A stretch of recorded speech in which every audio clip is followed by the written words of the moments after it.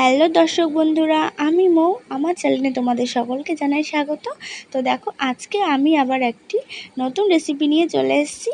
হ্যাঁ, তো কি রান্না করব আজকে আমার বর সকাল সকাল বাজারে গেছে। বাজার থেকে দেখো একদম জ্যান্ত কাচকি মাছ নিয়ে এসেছে। জ্যান্ত কাচকি মাছ হয়তো আমি জানি না তোমরা এই মাছটাকে কী মাছে নামে জানো, কিন্তু আমি এই মাছটাকে কাচকি বা চুনো মাছ হিসেবেই আমি জানি। তো যাই হোক, দেখো মাছগুলো কিন্তু একদম টাটকা মাছ। তো আরেকটু আছে, আমি সেটা পুরোটা করব না, হাফটা রেখে দিয়েছি ফ্রিজে, পরের দিন করব, আর আজকে হাফটুকুনি করব। তো যাই হোক, দেখো আমার মেয়ে কিন্তু এই মাছ খেতে, আমার মেয়ে কেন আমার শ্বশুরবাড়িতে সবাই এই মাছ খেতে কিন্তু খুব পছন্দ করে, আর আমারও কিন্তু খুব ভালো লাগে। আর আমি যেহেতু রান্না করতে খুব ভালোবাসি, তাই জন্য কিন্তু আমার কোনো মাছ বা বড় ছোট যাই বলো না কেন, যেটাই আমার সামনে এনে দেবে আমি সেটাই বেশ সুন্দর করে রান্না করে দিয়ে দেবো। তো যাই হোক, দেখো আমার কিন্তু মাছটা বেছে আমি ভালো করে ধুয়ে নিয়েছি। আর এদিকে আমি কি সবজি দিয়ে আমি এই মাছটা আজকে রান্না করব সেটাও আমি তোমাদের দেখাচ্ছি। সবজিগুলো দেখতেই পেয়েছো তোমরা। আমি আলু, পটল, ডাঁটা, বরবটি, বেগুন নিয়ে নিয়েছি আমি এই মাছটা রান্না করার জন্য। আর এদিকে যে ডাঁটা শাকগুলো রেখেছি, আমি কিন্তু এগুলো ফেলে দেবো না। এই শাক এই ডাঁটা শাকটা দিয়েও আমি কিন্তু একটা শাক রান্না করে তোমাদের দেখাবো পরের ভিডিওতে। তো যাই হোক, দেখো আমার কিন্তু কড়াই গরম হয়ে গেছে, তেলটাও ভালো গরম হয়ে গেছে। আর আমি এর মধ্যে মাছটা নুন হলুদ মাখিয়ে কিন্তু তুলে দিলাম একবারেই। আমি যেহেতু অল্প মাছ, আমি পুরো মাছটাই কিন্তু একবারে ভেজে নেব। আর এই মাছটা দিয়ে কিন্তু নাড়ানো যাবে না, তাহলে কিন্তু একদমই ভেঙে যাবে। তাই জন্য একবারে দিয়ে আমি এক পিঠ করে আরেক পিঠ আমি ভালো করে মাছটা আমি ভেজে নেব। তো দেখতেই পাচ্ছ আমার মাছ কিন্তু মোটামুটি অনেকটাই ভাজা হয়ে এসছে। আর এই মাছটা ভাজা হয়ে গেলে আমি তুলে নেব। আর এই মাছের যে তেলটা রয়েছে এর মধ্যে আরেকটু সামান্য পরিমাণে আমি তেল দিয়ে এর মধ্যে কিন্তু আমি দিয়ে দেবো গোটা জিরে।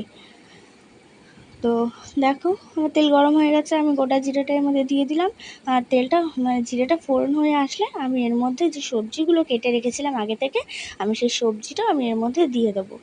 আর এই সবজিটা ভালো করে ভাজা হলে আমি নুন হলুদ এর মধ্যে দিয়ে দেবো। তো নুন হলুদ দিয়ে ভালো করে ভেজে নিয়ে একটা গোটা টমেটো আর হাফ মতন পেঁয়াজ আমি কুচিয়ে রেখেছি, আমি সেটাও কিন্তু দেখতেই পাচ্ছ আমার সব কোচানো আছে আগে থেকে, সেটাও আমি কিন্তু এর মধ্যে দিয়ে ভালো করে লবণ হলুদ দিয়ে আমি এটা কিন্তু ভালো করে একটুখানি ভেজে নেব। আর এইটা ভাজতে ভাজতে আমি চলো এদিকে আমি কি মশলা আমি এর মধ্যে ব্যবহার করব সেটাও তোমাদেরকে আমি দেখিয়ে দেব। তো দেখতেই পাচ্ছ আমার কিন্তু বেশ সুন্দর ভাজা হয়ে এসছে। আর এদিকে আমি মশলার জন্য নিয়ে নিয়েছি 2 থেকে 3 কোয়া রসুন, 2-3 টুকরো আদা, কাঁচা লঙ্কা আর পেঁয়াজ। আমি কিন্তু এর মধ্যে শুকনো লঙ্কা ব্যবহার করব না। হ্যাঁ, যেহেতু আজকে মেয়েকে এটা দিয়ে আমি ভালো করে খাওয়াবো, তাই জন্য আজকে আমি এর মধ্যে শুকনো লঙ্কা তো বেশি খাওয়া ভালো না, তো 2-1 সময় হয়তো কালারের জন্য আমাকে দিতে হয়, বাধ্যতামূলক দিতে হয়, না দিলেই নয়। তো যাই হোক, দেখো আমার কিন্তু এদিকে মশলা হয়ে গেছে। আর আমি এর মধ্যে দিয়ে দেবো একটু জিরে পাউডার, জিরে গুঁড়ো আমি এর মধ্যে দিয়ে দেবো। তোমরা যদি চাও জিরে বেটেও নিতে পারো। তো আমার কাছে যেহেতু জিরে পেস্ট ছিল না, আমি গুঁড়োটা আমি কিনে নিয়ে এসেছি, সেটা দিয়ে আমি করলাম। আর যেহেতু শুকনো লঙ্কা দিইনি, আমি কালারের জন্য একটুখানি কাশ্মীরি লঙ্কার গুঁড়ো ব্যবহার করলাম। তো দেখতেই পাচ্ছ আমার কিন্তু এদিকে আমি এই মশলাটা দিয়ে এটা ভালো করে আমি কষিয়ে নেবো কিছুক্ষণ। আর কষানো হয়ে গেলে আমি এর মধ্যে পরিমাণ মতো জল দেবো। জলটা দিয়ে অল্প একটু জল দেবো, সামান্য পরিমাণে, যাতে সবজিটা ভালো করে সেদ্ধ হয়ে যায়। আর আমি এর মধ্যে জলটা দিয়ে আমি কিন্তু মাছগুলো তুলে দেবো।